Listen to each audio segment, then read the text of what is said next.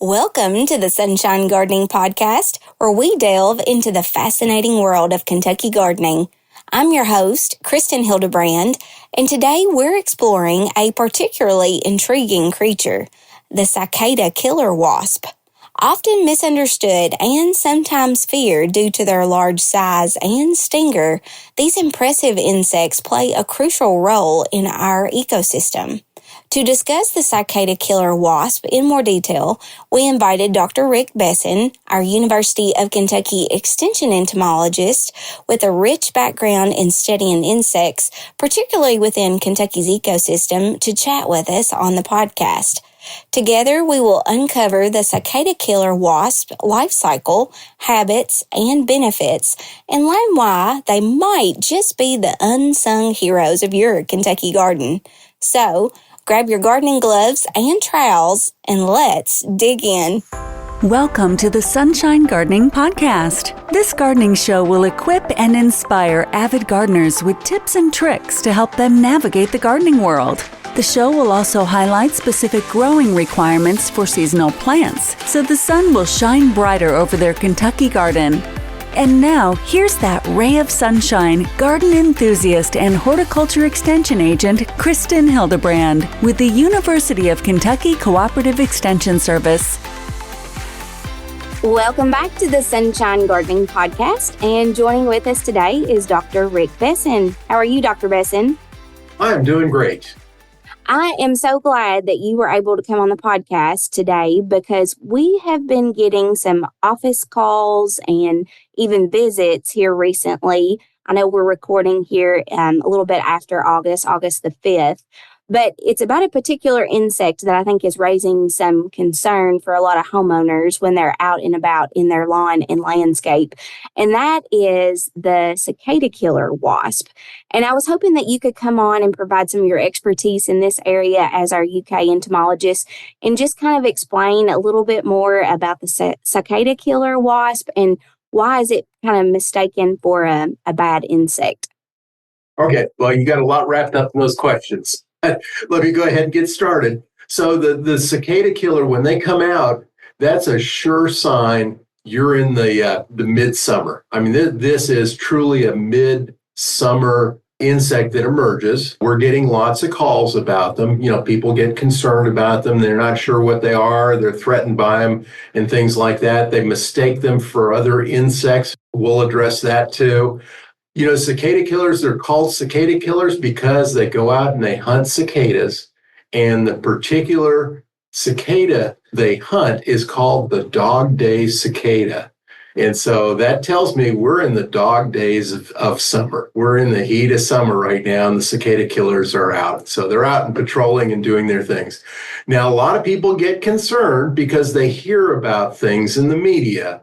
You know, they see the cicada. This is a large, imposing wasp. They can be anywhere from 3/4 of an inch to, 2 inches in length. And a 2-inch flying insect is huge. It's the Godzilla among wasps out there. And so, people get alarmed when they see it, and they think it may be some other things. And so they may think it's a hornet. And we do have a few hornets in Kentucky. We have the bald-faced hornet, which is black and white, and that's easy to tell it's different. But we also have the European hornet, which is similar in coloration to the cicada killer. And I think that those two get confused a lot with people that don't see these very often. But, there's some things that make the cicada killer a little bit different than the European hornet. One is the cicada killer has more reddish eyes. The European hornet has black eyes. I would describe the European hornet as yellow with some black markings, whereas the cicada killer would be more black with some yellow markings. So they're sort of mirror opposites. Although they're both yellow and black, they're a little bit different. And then the cicada killer is a little bit bigger, and it tends to be more pointed. It has a pointy tip on the abdomen that it's more of a blunter tip on the European hornet. The other one that people sometimes get very upset about, in the last couple of years they have, thinking that the cicada killers were what people are calling this murder hornet. We try and call it the Asian hornet, but they were thinking it was the murder hornet. And we do not have murder hornets in Kentucky. We don't have them within, more than 1,000 miles from this. They just do not occur here. They're not getting here. They're not on their way. So these are cicada killers. Yes. Well, and I had a particular instance. It was an older gentleman. He brought it into the office, the actual insect, and he said, I just wanted to make sure that this was actually the murder hornet that I was killing because he was concerned about it taking away the bees. And like you said, we had that in the media, and it really did alarm folks. But it's good to know that we have not seen it in Kentucky. So rest assured, that's always good information. But like you said, people are seeing it more right now, and they're just, kind of concerned again that it might be another hornet too.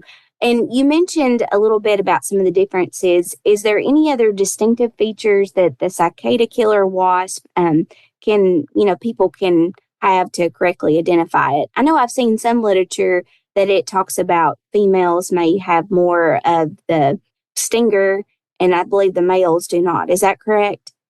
Correct. And so one thing that's true with all the bees and wasps and ants is that only females can sting because it's actually a modified egg layer is the stinger. So male bees, male wasps, male ants do not have stingers, cannot sting. There's no exceptions to that. It's only females in that group.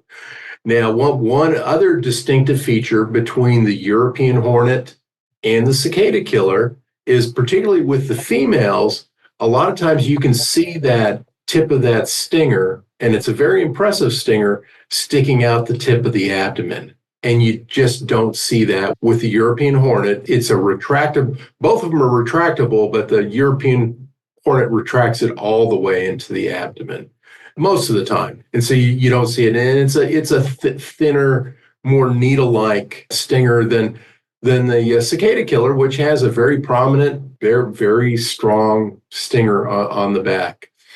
There's also some differences in how likely you are to get stung by these insects. One huge difference is the European hornet is very defensive around their colonies. You mess with a hornet's nest, you are going to lose that battle. They're going to come pouring out, and they're going to sting you because they defend their nest. And their nest is made up of many individual, dozens and dozens of hornets in that nest. The cicada killer does not defend its nest. And so if you run over a ground nest, they nest in the ground, let's say it's in your lawn, and you run over with a lawnmower, they may fly out, but they're not going to attack you. They don't defend their nest. It's not in their nature. The other thing is each nest only has a single wasp in it. So you're not going to get dozens that pour out of a ground nest because they're solitary. It's just one nest, one female wasp. Now, there may be multiple nests in the area, each with their own wasp, but each nest is just a solitary wasp that makes it, and they don't defend their nest. So people are more prone to get stung, much more prone to get stung by a European hornet than they ever would from a cicada killer wasp. So that's really good news. The cicada killers can be common. They can be alarming to people when they see them, but the risk is extremely small. Now, if you pick one up and you hold it in your hand, or you step on one with bare feet, yeah, you can get stung. But it feels very mild. It's a very mild sting, feels more like a pinprick. It's not that very painful sting you'd get with, say, a honeybee or a hornet or something like that, that more of a burning, very, very painful sting. Right, right. And I'm glad that you talked about a little bit some more about the differences, because those hornets, they are very, very aggressive. And it's good to know that the cicada killer is a little bit different in the fact that it's not going to defend its nest. I was curious, when you talked about nest, I was hoping that you could elaborate a little bit more about the cicada killer's life cycle and a little bit more about its habitat. Because like you said, we're in the dog days of summer, so we're seeing more of them right now. But kind of walk us through what that looks like. Okay, and let me just focus in on the cicada killer wasp. And so there's males and there's females. The female makes her nest in the ground. She likes well-drained soil, so she doesn't like wet soil. She likes it a little bit open. A really thick lawn does not promote cicada killers. But if you have thinner patches in your lawn, or maybe you have patches where shrubs overhang the lawn and there's a shaded area where it's a little thinner, those are potential habitats that, a cicada killer could pick to make her nest. Over her lifespan, she makes several of these nests. Now, underground, she's going to make the nest during the summer, and there may be several burrows in there, several, I should say, chambers in a burrow. And each of those she's going to provision with cicadas. So she goes out and she finds the cicadas. When she finds one, she stings it, she immobilizes it, she puts it under her body, she holds onto it with her legs, and she carries it back to her burrow. And that sounds like a plan. But not all plans work out. That's right. That's right. But, it's like she is a hunter for these cicadas. And sometimes she's such a good hunter, she catches something she can't lift. And so, even though the plan is she's going to carry it back to her burrow, and sometimes, well, that doesn't work out. And so she has a plan B. And her plan B is to put that underneath her legs, and she carries it, and she may climb a tree holding onto that cicada. She'll get to the top of the tree, and she'll sort of fly/glide as far as she can.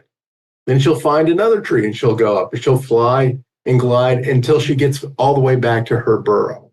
Sometimes when there's there's no tree, you may see cicada killers actually dragging the cicada over the ground, getting back to her burrow. But she'll do this, and then she'll lay an egg. Once she buries it in the chamber, she lays an egg on the cicada, and that egg hatches, and that cicada larva will feed on that cicada, and it will use that cicada as its food source. And the next year, you'll get a cicada killer wasp that came from that larva. Now, with the male cicada killers are a little bit smaller than the females. That's because the female usually only captures one male or one cicada for a male. They don't need as much energy as the female. Whereas a female, where she's going to lay a female egg, she may provide 2 or 3 cicadas for it to feed on, and you get a much larger female cicada. So a little bit different. Now, one other thing that's a little bit different is the female goes out and hunts for cicadas. The male does not. Really, the male is patrolling for females. I mean, that's what it does. And, particularly where people have some of these burrows in their lawns or in their gardens, and they get concerned about them, they'll see the females, and they usually fly very quickly away from their nests, and they come back very quickly. They don't bother anything. But the males sort of hover around these nesting areas. And if someone walks over there, the male, it will threaten other male cicada killer wasps. And it also may, act like a threat to people too. But keep in mind, the male has no stinger. It's just all bluster with the male. And so they do act a little bit more aggressive, and they do react to people. The female really doesn't. But all in all, the cicada killers, I think they provide an important service. They're helping to control cicada populations. They're not aggressive. Yes, it's possible to get stung, but it's very rare. And even when someone does get stung, it's generally not a health issue at all. It's important to recognize what's out there and what the relative risks are. Yeah, and like for the cicadas, a lot of times they can do some damage for younger trees in the landscape. So it's like you said, it's like Mother Nature's way of helping us with the cicada population. Yes, yeah, and I was in the woods this weekend, and I was sitting in the woods trying to listen and hear birds in the woods, and unfortunately I couldn't hear them over the cicada calls. So I was actually hoping for more cicada killer wasps reduce the noise from the cicadas. Yeah, and you brought up a really good fact there. Do these cicada killer wasps, do they have any kind of noise about them when they're kind of patrolling or, like you said, looking for cicadas at all?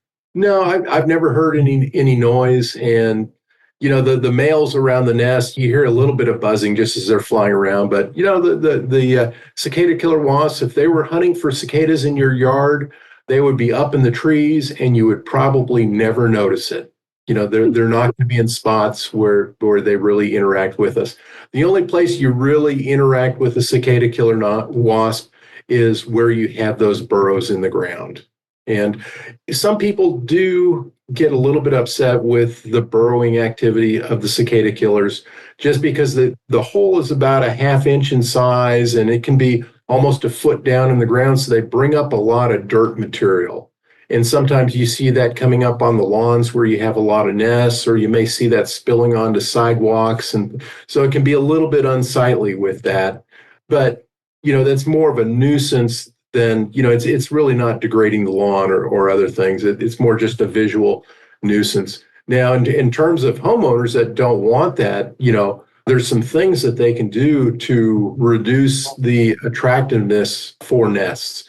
Cicadas really don't like wet ground, so deep watering of those areas makes it less favorable for cicadas.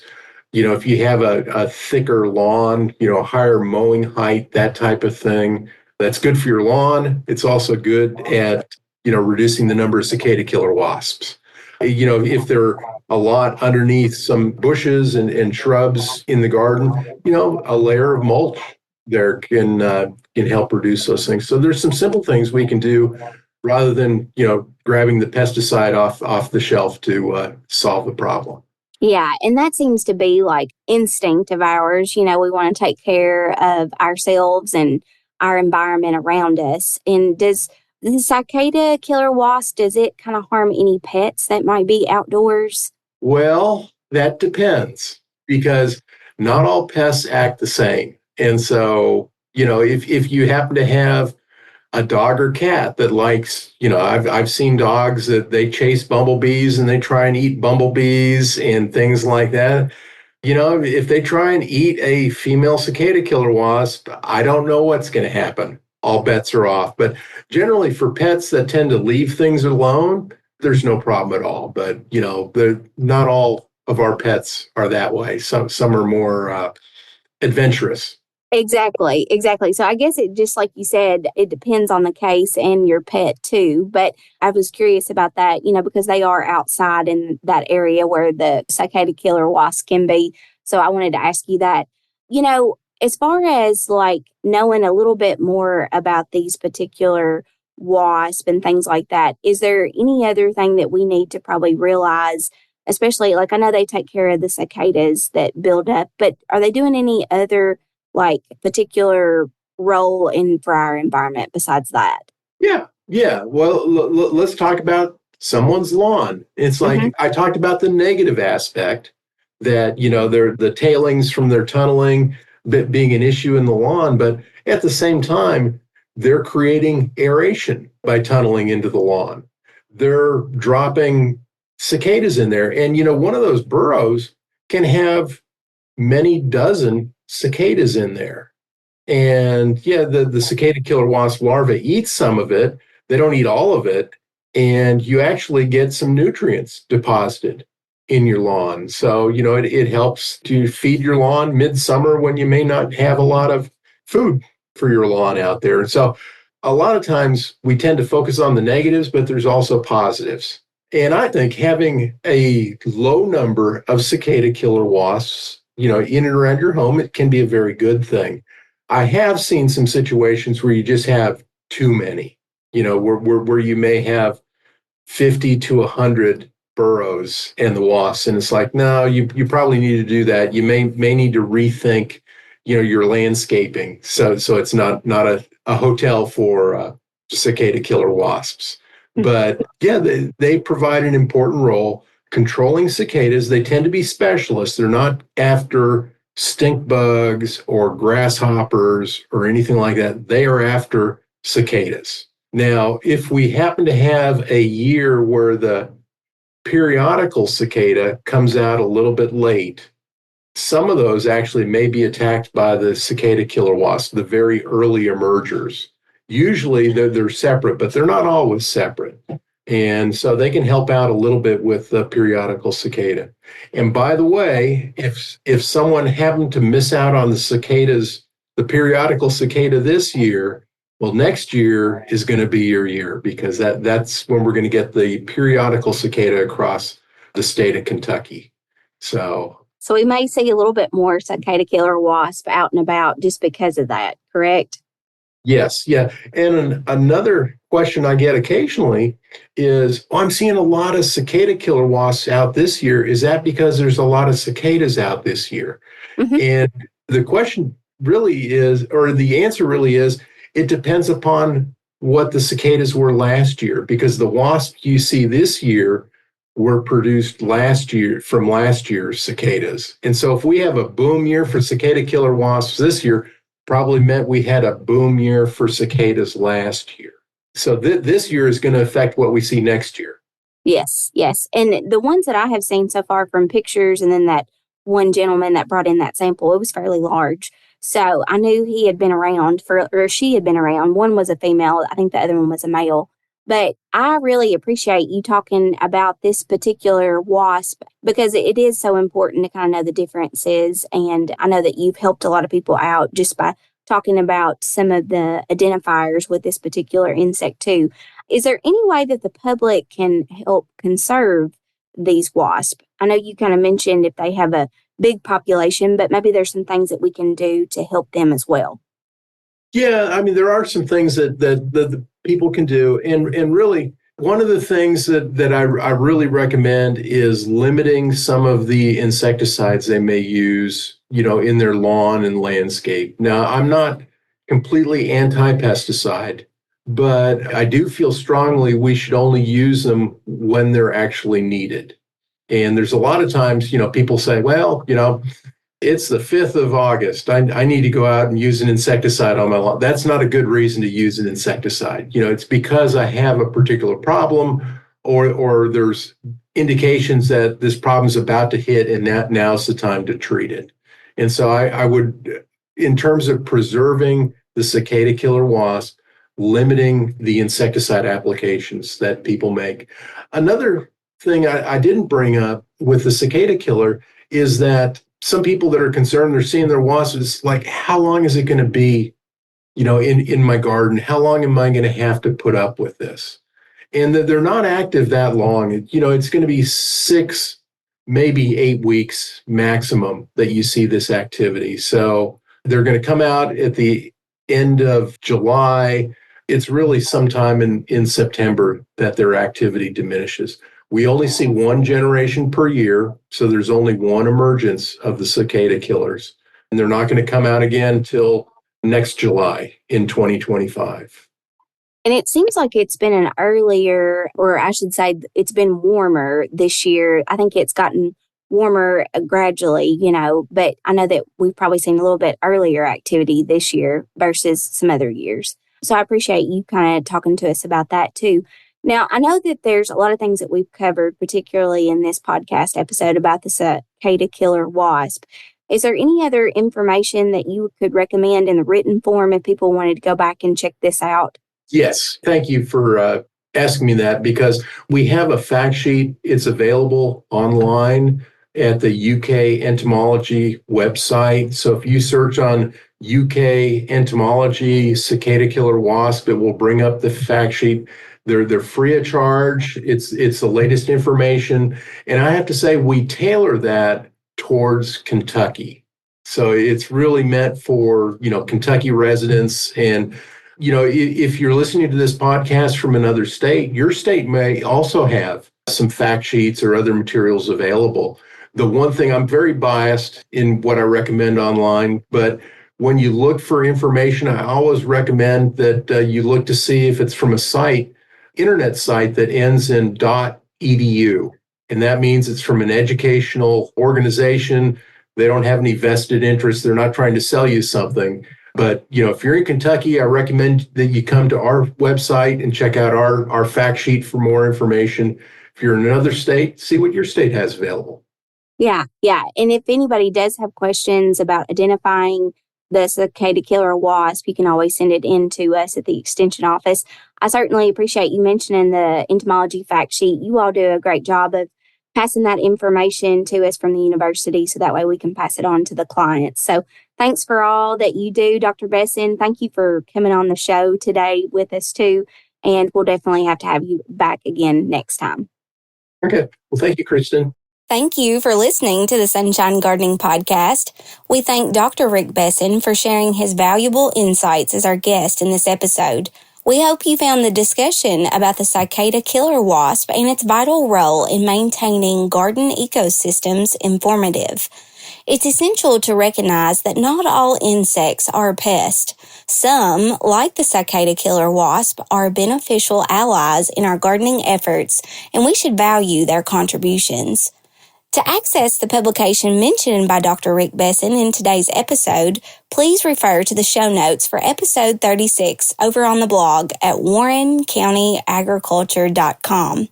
Now, if you enjoyed today's episode, we would be incredibly grateful if you could leave a review on your preferred podcast platform.